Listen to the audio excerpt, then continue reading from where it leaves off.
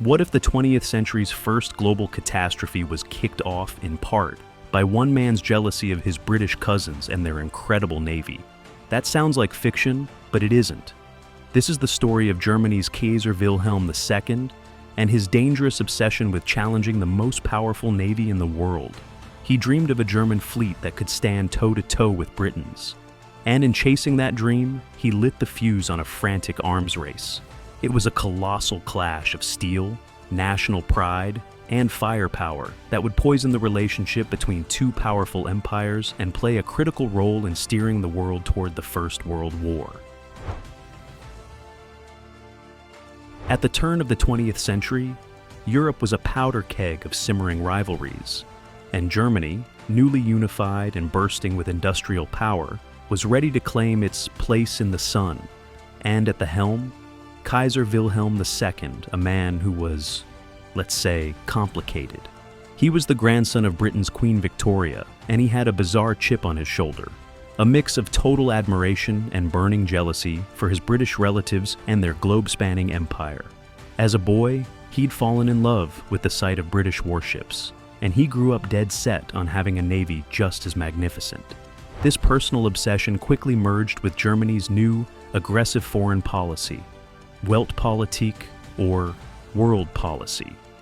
The era of careful European-focused diplomacy was over. Wilhelm and his government were convinced that Germany's destiny was to become a true global player, complete with a colonial empire and the international clout to match. But to project that kind of power, to protect those ambitions, Germany needed the one thing it didn't have: a world-class navy. The man hired to make this happen was Admiral Alfred von Tirpitz, a brilliant and ruthless naval strategist. Starting in 1898, Tirpitz pushed a series of naval laws through the German government. These weren't just budgets. They were a Loctite, long-term plan to build a massive fleet of modern battleships. Tirpitz's strategy was built on his infamous risk theory. He knew Germany probably couldn't outbuild the Royal Navy ship for ship. The goal instead was to build a fleet so strong that it posed a huge risk to Britain.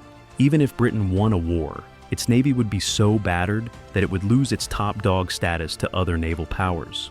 Tirpitz figured that, faced with such a risk, Britain would have no choice but to be more friendly and let Germany expand.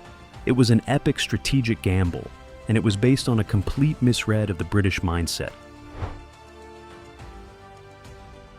For Great Britain, a dominant navy wasn't about prestige, it was about survival.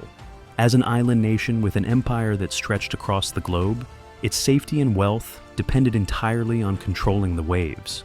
For decades, British policy was simple: the two-power standard, meaning the Royal Navy had to be as strong as the next two largest navies combined. At first, London looked at Germany's shipbuilding plans with a bit of confusion. Why would Germany, a land power with a tiny coastline and few colonies, need a battle fleet of this size? Britain was immediately suspicious, but as German shipyards roared to life, that suspicion turned into genuine alarm. The British public, already paranoid from a steady diet of novels about foreign invasions, began to see Germany as enemy number one.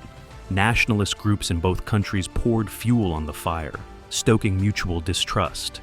Little diplomatic spats, like when the Kaiser sent a congratulatory telegram to a Boer leader for fighting off a British-backed raid, had already soured relations. Now, with every rivet hammered into a new German warship, that distrust was hardening into real hostility.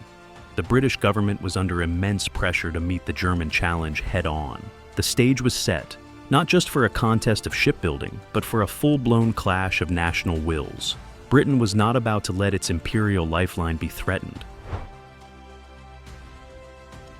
Then, in 1906, Britain changed the game completely. It launched a ship that made all others look like toys, HMS Dreadnought.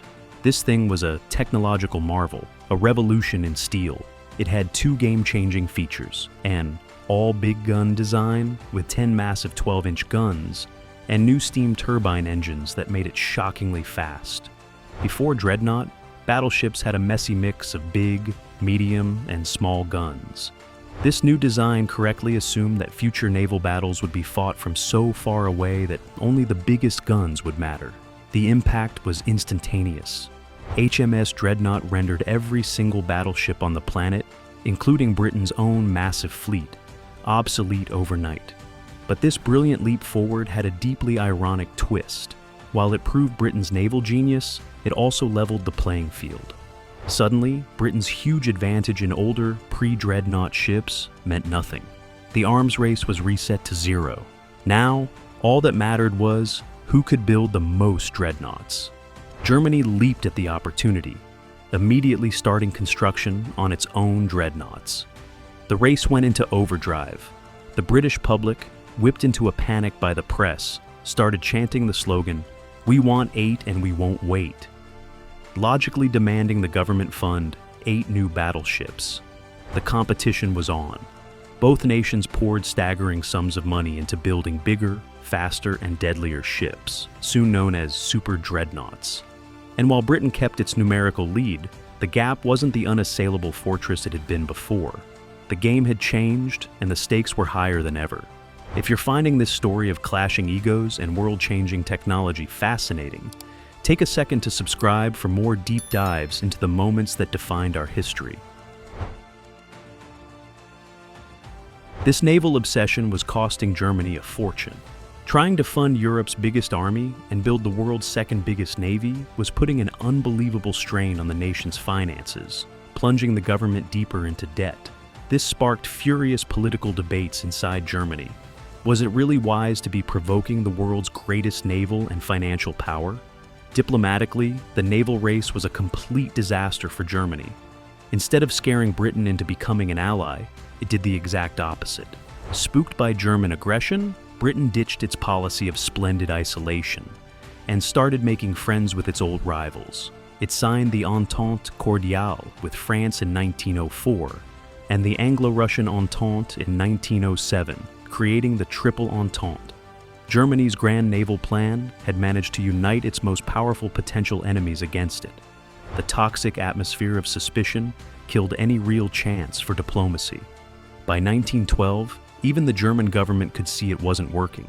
They realized they couldn't outbuild Britain and were now facing a growing military threat from Russia on their eastern border. In a major strategic pivot, Germany decided to start prioritizing its army over the navy once again. But it was too little, too late. The damage to Anglo-German relations was done. Years of bitter rivalry had created a mindset on both sides where war felt not just possible, but inevitable. While the naval race wasn't the single shot that started World War I, it was absolutely a major reason the conflict became so likely. It helped create the tense, hostile environment where the assassination of an archduke in a city like Sarajevo could spiral into a world war. For over a decade, the naval competition had normalized the idea of an Anglo-German war, making it seem like a natural, almost expected outcome for both the public and politicians. Britain's decision to declare war in August 1914 wasn't made in a vacuum. Yes, the immediate trigger was Germany's invasion of neutral Belgium, but the deeper reason was the existential threat that Britain felt Germany posed to its security, a threat symbolized for years by the menacing German high seas fleet. After spending so much money, effort, and political capital to counter the German naval buildup, Britain simply could not stand by and watch Germany dominate the continent. The race for naval supremacy had effectively drawn the battle lines of the Great War. So, what happened to these great fleets, these floating fortresses that cost billions and pushed two empires to the brink? The great irony is that the German high seas fleet, the very thing that provoked Britain so much, never really posed a serious challenge during the war. There was only one massive clash between the main fleets, the Battle of Jutland in 1916, which was a bloody and brutal fight, but ultimately a strategic draw. For most of the war, the German dreadnoughts sat in port. They were a fleet in being, a powerful deterrent maybe, but hardly the decisive weapon they were built to be. The real naval threat from Germany came from a weapon that the pre-war race had almost completely ignored: the U-boat. It was German submarines, sinking merchant ships and trying to starve Britain into submission, that truly put the Allied war effort in danger. In the end, the Kaiser's Grand Fleet, the source of so much national pride and international hostility, failed. Its most important legacy wasn't its record in battle, but its role in helping make that battle unavoidable. The Anglo-German Naval Race was far more than a simple shipbuilding contest. It was a perfect storm of personal ego, national ambition, and disastrous miscalculation. Driven by Kaiser Wilhelm's desperate need for a place in the sun, Germany threw down a gauntlet that Britain, for its own survival, had to pick up. Fueled by the game-changing technology of the dreadnought, this rivalry poisoned diplomacy for a generation, created a climate of intense hostility, and helped ensure that when the crisis finally came in 1914, the weapons were ready and the will to use them was strong. It was a race with no true winners, only a tragic outcome that helped push the world into the abyss of the First World War. So, what do you think? Was this all a tragic mistake born from one leader's ego? Or was it an inevitable clash between a rising power and the established giant? Let us know down in the comments. Thanks for watching. And if you enjoyed this video, be sure to hit that like button, subscribe, and check out our other videos on the tangled causes of World War I.